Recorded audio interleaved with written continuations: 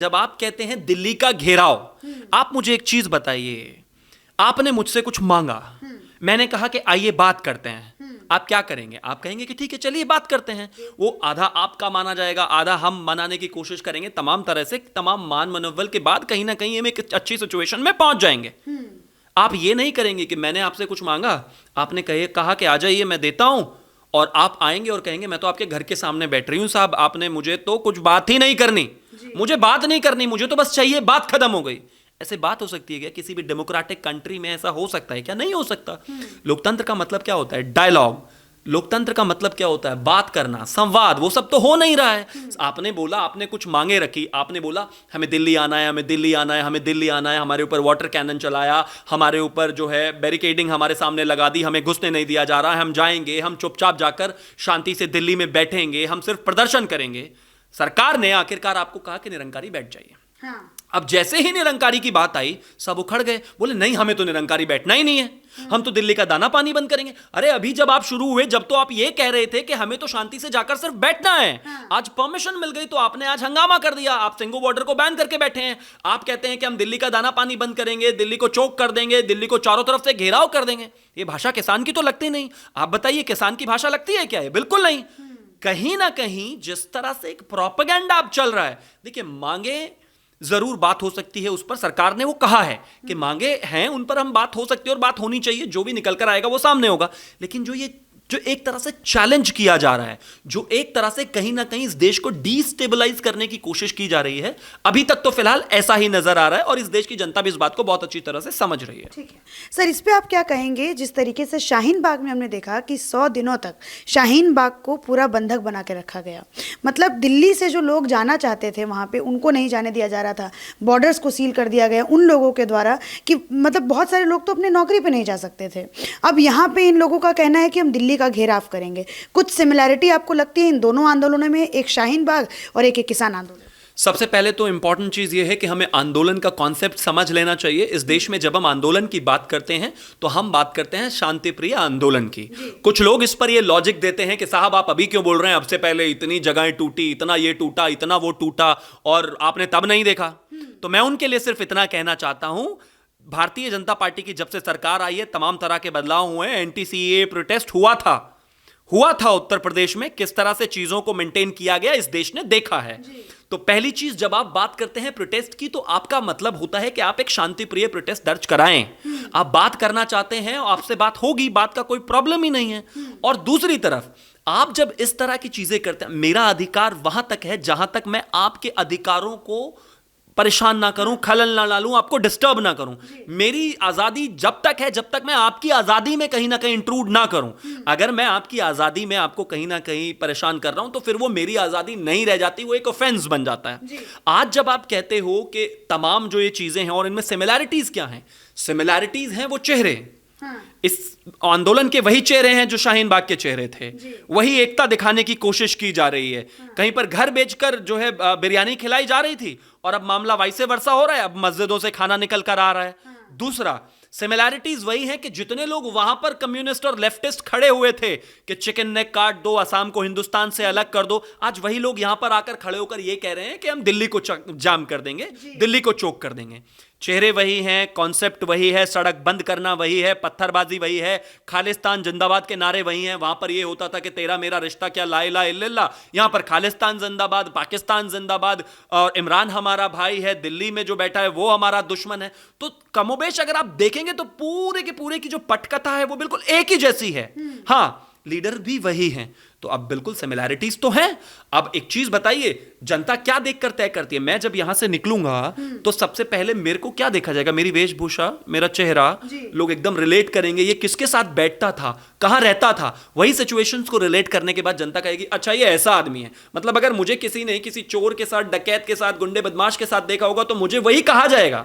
कमोबेश यही सिचुएशन अब यहां पर इस पूरे आंदोलन के साथ हो रही है। अमानतुल्लाह खान को भी देखा गया कि वो जहां पे खड़े थे वहां पे ये बोला गया कि हम जय हिंद नहीं बोलेंगे, हम भारत माता की जय नहीं बोलेंगे। इस पे क्या कहिएगा? अमानतुल्लाह खान वहां पे भी थे, शाहीन बाग में भी, और यहाँ पे भी हैं।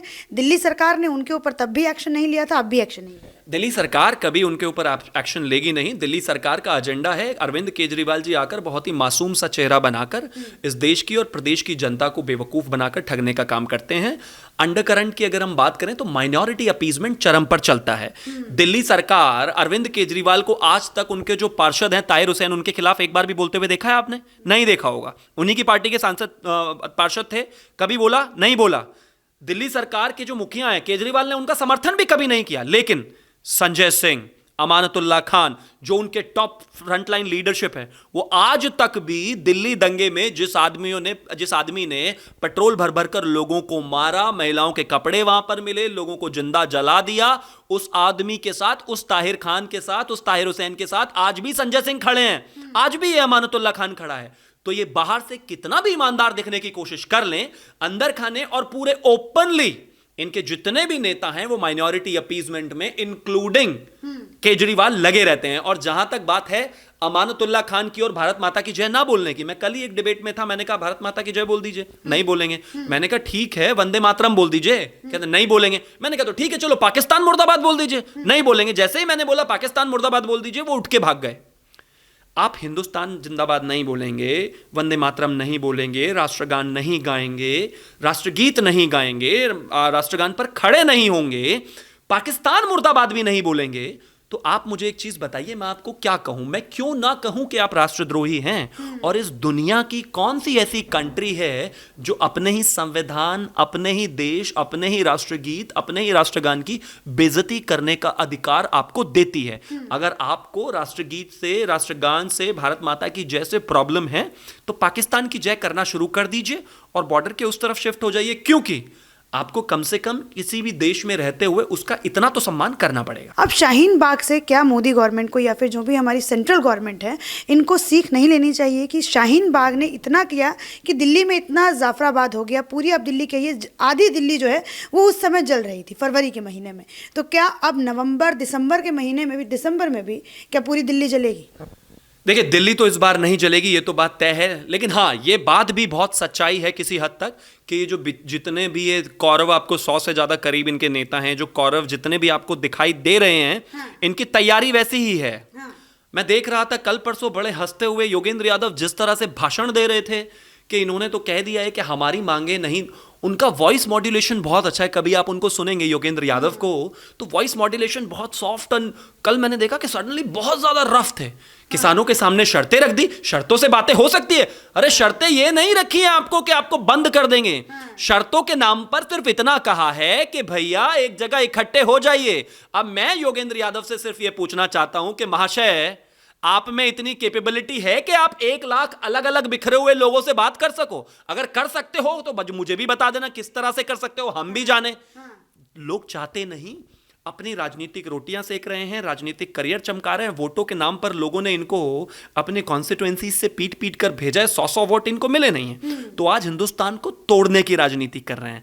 अमानतुल्ला खान हो, योगेंद्र यादव हो, और इसके अलावा जितने भी ये तमाम लोग हैं, लेफ्टिस्ट हैं और भी तमाम लोग हैं, और जितना भी ये स्यूडो सेक्युलरिज्म चलाते हैं, जो गैंग चलाते हैं, जो दरबारी मीडिया वाला जो एक गैंग चलाते हैं, ये सब लोग वहीं पर हैं। मेधा पाटकर आपको वहीं पर देखेंगी आजकल, कमाल की बात है वीएम सिंह आपको आजकल वहीं देखेंगे, दादी भी आपको। ये तो आजकल हमारे यहाँ नया कॉन्सेप्ट चल पड़ा है इस हिंदुस्तान में कि अगर सॉफ्ट टारगेट बनाना है, आपको इंटरनेशनल मीडिया को कवरेज देना है, तो एक 90-80-90 साल की एक महिला को, मैं किसी का अपमान नहीं कर रहा हूं, किसानों का तो खास तौर पर नहीं, क्योंकि उसी परिवार से आता हूं और वही सब किया भी है, उनका अपमान नहीं कर रहा हूं, लेकिन ये एक कल्चर बन गया है। क्योंकि कहीं ना कहीं जिस तरह से शाहीन बाग में वो प्रयोग फिट हुआ, उसको इंटरनेशनल चैनल्स ने उठाकर, एक ने तो women of the year, 100 women of the year में बिल्किस दादी को डाल दिया। कमाल की बात है भैया, मैं चला जाता हूं 500 रुपए लेके, रोजाना बैठूंगा सड़क पे, मुझे भी डाल देना कहीं पर आप। क्योंकि एक नैरेटिव बिल्ड करने की कोशिश की जाती है। एक वृद्ध महिला सामने आप देखेंगे, आपके दिमाग में पहला ख्याल क्या आएगा? सिंपैथी। महिला कहां से आई है? 500 किलोमीटर दूर से। किसी ने देखा नहीं है, वो अलग बात है कि वो चाहे फ्लाइट से आई हो, बस से आई हो, ट्रैक्टर से आई हो, लेकिन चल कर आई है ना साहब। कॉन्सेप्ट, नैरेटिव बनाने के लिए आगे कर दिया, ठीक है जी, नैरेटिव बिल्ड हो गया। अब उस पर खेला जाएगा, इमोशंस पे खेला जाएगा। बच्चे सामने दिखेंगे, सामने खड़े हैं, नैरेटिव बिल्ड हो रहा है, बच्चे भी आए हैं, त्रिपाल ढकी हुई है, महिलाएं भी आई हुई हैं। मैं सम्मान करता हूं हर किसी का, हर एक किसान का, हर एक बच्चे का जो यहां पर हैं। मैं बिल्कुल नहीं कहता कि वो सही हैं या गलत हैं, लेकिन मैं इतना जरूर कहता हूं, एक व्यक्ति ने जिसको स्पॉन्सर्ड किया गया, जिसको सरकार ने एक पॉलिटिकल वेंडेटा बनाने के तहत भेजा गया, वो अपने परिवार को लेकर आया। क्या उस परिवार को वाकई पता है कि किसान बिल में क्या है? क्या उनको वाकई पता है कि उसकी बात क्या है? मतलब वो सिद्धू जो एक एक्टर हैं, सिंगर हैं, वो ओपनली खालिस्तान का सपोर्ट कर रहे हैं। क्या किसी किसान ने उसको 2 झापड़ मारकर जेल डाला? पुलिस को दिया कि तू यहां खड़ा होकर हिंदुस्तान में एक टेररिस्ट के लिए बैकिंग कैसे कर रहा है? वो कहता है कि टेररिस्ट इसको अमृतसर गुरुद्वारे को अटैक किया सरकार ने। वो ये नहीं कि मानता इस बात को कि भिंडरावाला अंदर बैठा हुआ था, उसको आतंकवादी नहीं मानता, और वो इसी धरती पर बैठकर ओपनली बोल रहा है और किसी किसान ने उसको जेल नहीं डाला। खालिस्तान जिंदाबाद के नारे आप ही के लोग लगा रहे हैं ना, तो उनको डालो ना जेल उठाकर, पुलिस को दे दो उनको। आपसे कोई पूछता है तो आप कहते हो कि हम निंदा करते हैं और सरकार की जिम्मेदारी है। सरकार आपके यहां से जो खालिस्तान जिंदाबाद बोल रहा है उसको अगर कॉलर पकड़कर खींचकर लाएगी ना, आप उस पुलिस वाले को वहीं से जान से मार देंगे, ये कहते हुए कि ये देखिए किसानों को हाथ लगा दिया, ताकि आपको जलाने का मौका मिल जाए। अगर आप इतने ही ईमानदार हैं तो जो खालिस्तान जिंदाबाद बोल रहा है उसको डालिए जेल में। जो खालिस्तान की बात कर रहा है, जो पाकिस्तान की बात कर रहा है, जो 370 की बात कर रहा है, जो इमरान का यार बना बैठा है, अपने आप डालिए ना जेल में। लेकिन आप नहीं डालेंगे, क्योंकि कहीं ना कहीं नैरेटिव जो बिल्ड करना चाहते हैं आपके जो बॉसेस हैं वो कर पा रहे हैं और इसको आगे लेकर जा रहे हैं। ठीक है सर, बस ये आखिरी सवाल मैं आपसे पूछूंगी, जो भी लोग किसानों की जो इमेज है उसको खराब करने की कोशिश की जा रही है, अगर ऐसा ना हुआ, ऐसा अगर हुआ कि कुछ अगर दंगा ही हो जाता है, किसान बदनाम हो रहे हैं, अभी हम लोग जिस तरीके से बात कर रहे हैं किसानों के नाम पर कौन कौन आके प्रदर्शन कर रहे हैं, तो उन लोगों को क्या सजा देनी चाहिए जो इन लोगों को बदनाम करने की कोशिश कर रहे हैं? देखिए, सबसे पहले जो एक चीज़ है, जहाँ तक बदनामी की बात है, मुझे लगता है कि अपने आप में किसी को बरगलाना ये बहुत बड़ा गुनाह है, एक बात। दूसरा, किसानों का जो आपने कहा कि रेपुटेशन खराब होगी, ये मैं श्योर करना चाहता हूँ, चाहे आज हो चाहे आज से 100 साल बाद, ये देश कभी भी किसान को ना कल्प्रिट मान सकता है, ना था ना होगा। किसान इस देश के हमेशा अच्छे थे, हैं और रहेंगे, कोई भी हो, कश्मीर से लेकर कन्याकुमारी तक का किसान, चाहे वो राजस्थान का हो, हरियाणा का हो, पंजाब का हो, यूपी का हो, एमपी का हो, कहीं का भी हो। लेकिन कभी कभी क्या है कि जो पॉलिटिकल मास्टर्स हैं इनको बरगलाने में कामयाब हो जाते हैं। अब उनकी सज़ा क्या होनी चाहिए? मुझे ये लगता है कि आज का ज़माना वाइब्रेंट ज़माना है, सोशल मीडिया का ज़माना है, मीडिया का ज़माना है। आप उनको चार्जेस में बांध कर नहीं रख सकते, आप उनको जेल भी डालकर नहीं रख सकते, क्योंकि ये चार्जेस ऐसे हैं जिनको कभी आप प्रूव नहीं कर सकते। बरगलाने का कभी किसी को आप प्रूव नहीं कर सकते हो, क्योंकि कोई डॉक्यूमेंट्री प्रूफ तो है नहीं। लेकिन हाँ, इतना ज़रूर कर सकते हो कि जिस तरह से योगेंद्र यादव आज भी आप देखेंगे पॉलिटिकल सर्कल के बिल्कुल कोने पर पड़े हुए हैं, 10 वोट नहीं मिलती, उनको पार्टी बना ली है। पहले पत्रकार, फिर आम आदमी पार्टी, अब आम आदमी पार्टी में पहुंचे तो जो उनके पॉलिटिकल बॉस केजरीवाल थे वो उनसे बड़े चालू आदमी थे, उन्होंने लात मार के बाहर किया। अब कोने पर पड़े हुए अपनी पार्टी बना ली, पार्टी में कुछ बन नहीं पा रहा तो जगह जगह प्रोपेगेंडा करने में लगे हुए हैं। कभी न्यूज़ चैनल पर दिख जाएंगे, कोई भी धरना हो रहा होगा उस पर जाके लीडर बन जाएंगे। मतलब ये देखा 10 आदमी इकट्ठे हुए हैं, अच्छा ठीक है झंडा क्या है, लाओ भाई झंडा लगाया, लीडर मैं हूं। अब मीडिया चेहरे को जानती है तो पहले से ही उनके पास जाएगी ही जाएगी, नेता बन जाते हैं। इस तरह के लोगों को इसी तरीके से पॉलिटिकल फिटमेंट से बाहर रखिए, ये देश की जनता की जिम्मेदारी है। और अगर आपको लगता भी है कि मैं तो इस देश की जनता से आह्वान करूंगा, अगर आप किसानों के साथ हैं बहुत अच्छी बात है, अगर आप सरकार को क्रिटिसाइज भी कर रहे हैं बहुत अच्छी बात है, लेकिन मेरी आपसे हाथ जोड़कर विनती है, बिल निकालें, जो आया है उसको पढ़ें, पढ़ने के बाद समझें। आजकल सोशल मीडिया पर तमाम वो चीजें हैं, और समझने के बाद फैसला करें कि यहां पर गलत क्या है। और उसके बाद अगर आपको लगे कि वाकई ही प्रोपेगेंडा हो रहा है, तो अगली बार जब चुनाव आए और चुनाव के लिए जो ये लोग प्रोपेगेंडा कर रहे हैं, इनको इन्हीं की भाषा में जवाब दें। ठीक है, बहुत बहुत शुक्रिया सर, हमारे चैनल के साथ जुड़ने के लिए धन्यवाद।